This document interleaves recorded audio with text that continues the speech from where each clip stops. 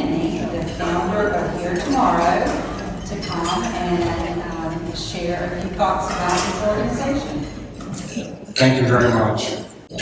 First, I want to thank Jacksonville Women Network for inviting us. Helen, you were fabulous. Thank you so much for inviting and everything. Ms. Hemingway, you're a delight.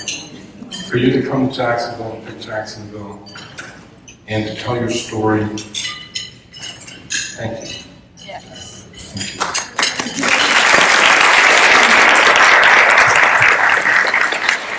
you. I'm going to try and give you a quick story about why Here Tomorrow is here and where it came from. About 4 years ago, and maybe back a little bit further, my son was in distress. His mother, Denise, was here with.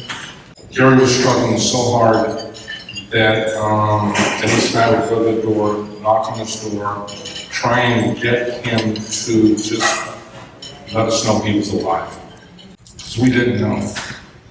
And eventually he would come to the door because we wouldn't give up.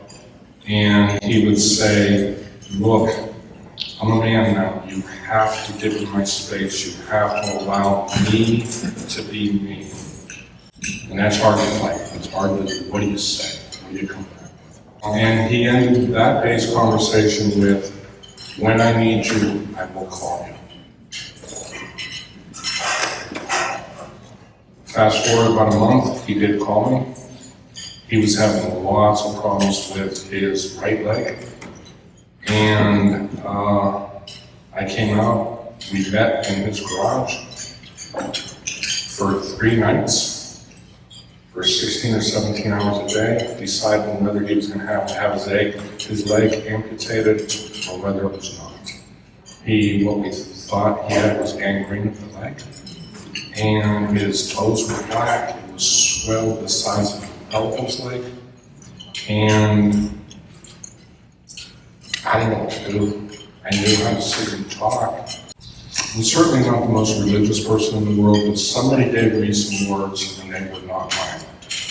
And how to talk to them, and what to do, and how to maybe help, and how to convince your son to go to the hospital and get his leg amputated and survive. Truly the hardest thing I've ever had in my life. And we got down to 2 things that he said, Dad, you can't allow them to treat me like a vagrant. And I said, you think somebody's going to let this treat his son like a vagrant? That's not going to happen. Secondly, he said, Dad, don't let me die in the hospital. Make sure I get out of there. I said, but we'll never do. So we got to the hospital. He did not have to get his leg amputated. He had what's called lymphedema, but it was the final stages. He probably wouldn't have lived another month. But he was such a tough kid, he just wasn't going to ask for help from anybody for anything. When he left the hospital, which him and I stayed in the room together for 8 days. I never left the hospital. I wouldn't leave the hospital. Just that's what dads do. That's what mothers do too. That's what we do. And he moved in with me. His life turned from weighing 350 pounds, being completely obese. He lost 65 pounds in 90 days. He started turning his life around. We got him an apartment. Things were going in the correct direction. 6 or 8 months later, depression just overtook him. And he ended up with what was considered catatonic depression after that.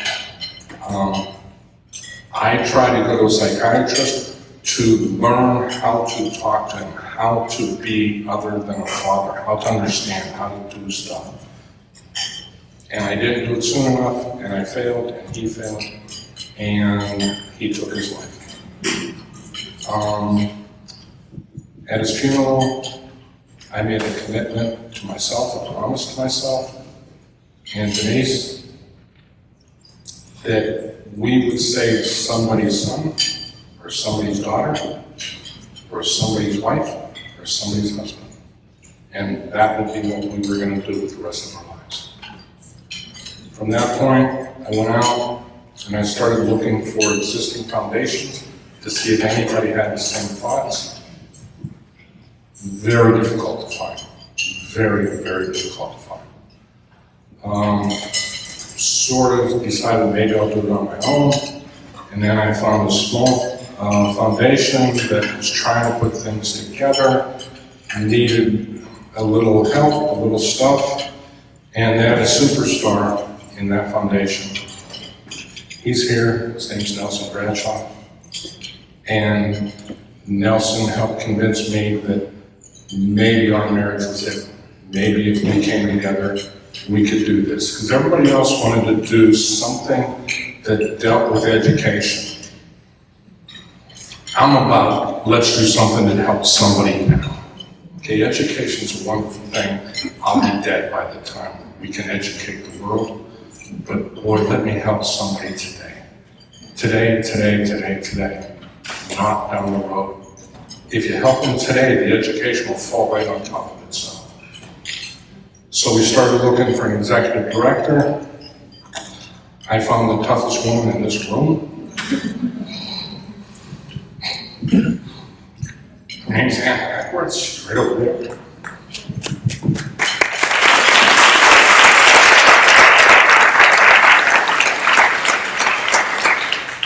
She had the exact same passion.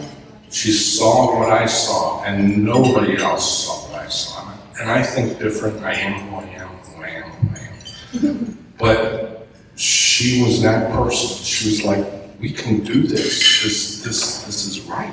And then we thought, okay, we need one more person. We need an educator, and we need someone to run our operations. And we found Jeff Hilden, who's a nationally known educator on depression. He's done it throughout the country and several other countries. And Jeff just was like, oh my God, you're going to do that? And Jeff came on board. So the group of us came together and we decided we were going to build a plan that truly doesn't exist anywhere in the world. And we were going to shape it where we would have the best software program in the world, that every, what we call friends, not clients, who come into us, we will have every bit of information about them so that if I'm the one talking to them, I can in an instant be up to speed on what's going on, or anybody else can. And then we had to decide, how are we going to work with them? And it went back to what I tried to do with when I went to a psychiatrist, I tried to have them train me how to talk to someone who's in depression, who's considering suicide, or who has tried. And we developed something called a recovery peer specialist. And what that is someone who themselves is in therapy and is recovering, and they are turning their lives around, but they want to give back so badly that it's their mission in life. And Jeff's one of those, to be perfectly honest. And if you ever get a chance to come out to Neptune Beach and come to our office and watch the staff work, if you don't leave crying, then you don't have a heart, because of what they're doing with people. It's beyond my imagination. We saved somebody's life Monday, I watched it.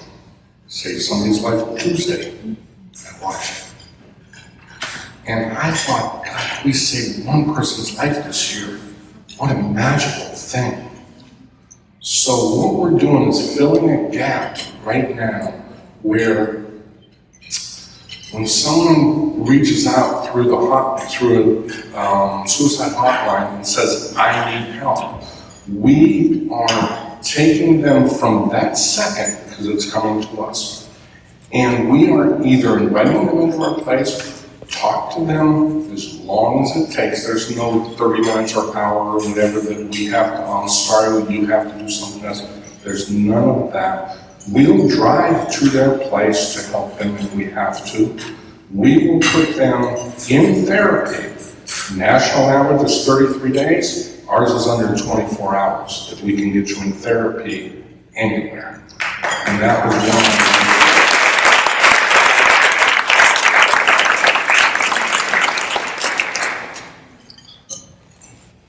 Our location was mainly designed by Hannah. She had this image of, this is not going to be an office, it's going to be almost like your living room, where you're going to come in and it's relaxing, it's inviting. She made me go to IKEA. I'm never doing that. That was the worst experience. Okay, never again. Okay. Unless she tells me I go next week, So, but that became a key issue for us also, to make it where it was comfort for them to be there, they wanted to be there.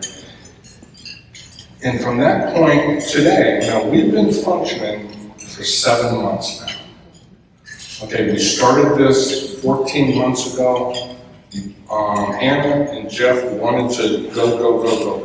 I told them, no. You get one shot at first impressions. We weren't ready. When we got ready, we were going to go. We started in mid-February, 1st of March.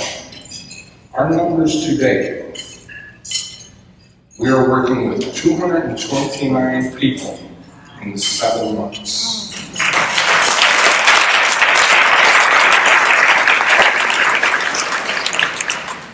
We have 188 friends that we're working with, 41 family members, and 81 people in therapy. And we're paying for every time. There's no cost for anybody for any of this period. And there won't be ever. Okay, we'll take care of that no matter what we have to do.